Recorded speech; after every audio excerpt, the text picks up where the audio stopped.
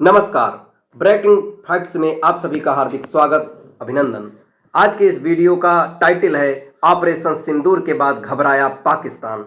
बढ़ते हैं वीडियो की तरफ। भारत के S-400 को मात देने के लिए बना रहा नई हवाई रणनीति।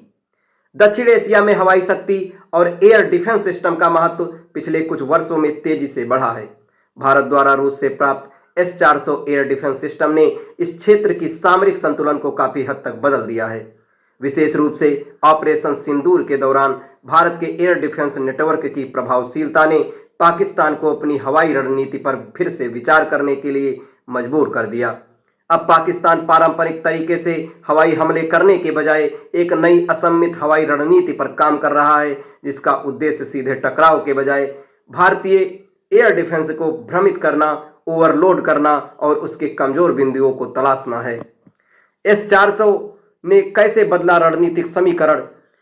S-400 दुनिया के सबसे उन्नत एयर डिफेंस सिस्टम में से एक माना जाता है। इसकी प्रमुख क्षमताएं हैं 400 किलोमीटर दूरी तक हवाई लक्ष्य को ट्रैक करने की क्षमता, एक साथ दर्जनों लक्ष्यों को ट्रैक और उसको इंटरसेप्ट करना, लड़ाकू विमान, ड्रोन, क्रूज मिसाइल और बैलिस्टिक मिसाइलों के खिलाफ रक्षा करना।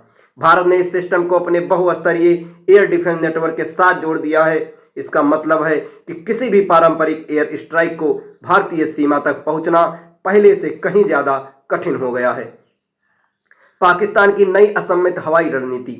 S-400 की शक्ति को देखते हुए पाकिस्तान अब सीधे एयर स्ट्राइक के बजाय ऐसी रणनीति पर ध्यान दे रहा है जो एयर डिफेंस सिस्टम को थका दे, भ्रमित करे या बाईपास कर दे। ड्रोन स्वार्म और सैचुरेशन अटैक। नई रणनीति का पहला महत्व और पहला तत्व ये ड्रोन स्वार्म है। यदि एक साथ बड़ी संख्या में छोटे छोटे ड्रोन, लोइटरिंग म्यूनिशन और मिसाइलें छोड़ी जाएं तो एयर डिफेंस सिस्टम को एक साथ कई लक्ष्यों से निपटना पड़ता है। इससे दो फायदे मिलते हैं। एयर डिफेंस सिस्टम के इंटरसेप्टर जल्दी खत्म हो जाते हैं, कुछ लक्ष्य बचकर अपने निशाने तक पहुंच सकते हैं। लो फ्लाइंग क्रूज मिसाइलों का उपयोग हो सकता है। पाकिस्तान के पास बाइबर क्रूज है और Raad air launched crucial missile, ये दो मिसाइलें उनके पास हैं जैसी क्रूज मिसाइलें हैं। इनकी खासियत यह है कि ये बहुत कम ऊंचाई पर उड़ती हैं और भूभाग का इस्तेमाल करके रडार से बचने की कोशिश करती हैं। इस तरह की उड़ान से लंबी दूरी के रडार के लिए लक्ष्य को पकड़ना कठिन हो सकता है। MIRV और डिकाय तकनीक पाकिस्तान एबील मिसाइल जैसे सिस्टम के माध्यम से MIRV तकनीक विकसित कर रहा है। MIRV का अर्थ है कि एक मिसाइल कई अलग अलग वारहेड छोड़ सकती है। इसके साथ ये नकली लक्ष्य भी छोड़े जाएं तो एयर डिफेंस सिस्टम के लिए असली और नकली खतरे में फर्क करना मुश्किल हो सकता है। सीड और डीड। ये मिशन पाकिस्तान की नई रणनीति में एक महत्वपूर्ण पहलू है। सीड का अर्थात suppression of enemy air defence और DEAD destruction of enemy air defence. इसका उद्देश्य है पहले एयर डिफेंस रडार और मिसाइल साइट्स को निशाना बनाना। इसके लिए anti radiation missile, stand off weapon और इलेक्ट्रॉनिक वारफेयर का इस्तेमाल करना है। चीन के साथ तकनीकी सहयोग। पाकिस्तान अपने रक्षा आधुनिकीकरण में चीन पर काफी निर्भर है। उदाहरण के लिए HQ-9 surface to air missile system, JF-17 thunder लड़ाकू विमान, चीन से मिलने वाली तकनीक पाकिस्तान को नेटवर्क सेंट्रिक युद्ध और इलेक्ट्रॉनिक वारफेयर में मदद दे सकती है। भारत की प्रतिक्रिया और रणनीतिक संतुलन।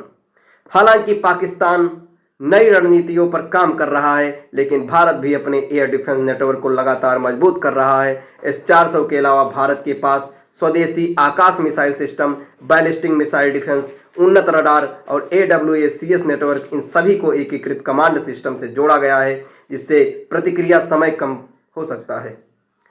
इसका निष्कर्ष ये निकलता है कि ऑपरेशन सिंदूर ने यह स्पष्ट कर दिया कि आधुनिक युद्ध में केवल लड़ाकू विमान ही नहीं बल्कि एयर डिफेंस नेटवर्क भी निर्णायक भूमिका निभाते हैं। भारत के S-400 ने पाकिस्तान को पारंपरिक एयर स्ट्राइक रणनीति से हटकर असममित हवाई रणनीति अपनाने के लिए प्रेरित किया। भविष्य के किसी भी संभावित संघर्ष में यह मुकाबला केवल विमान बनाम विमान नहीं होगा, बल्कि ड्रोन, मिसाइल, इलेक्ट्रॉनिक वारफेयर और एयर डिफेंस सिस्टम के बीच एक जटिल तकनीकी युद्ध होगा। दोस्तों, ये फैक्ट्स आपको कैसा लगा कमेंट बॉक्स में जरूर बताएं और ऐसे ही ढेर सारे फैक्ट्स के लिए हमारे चैनल के साथ जुड़े रहें। धन्यवाद।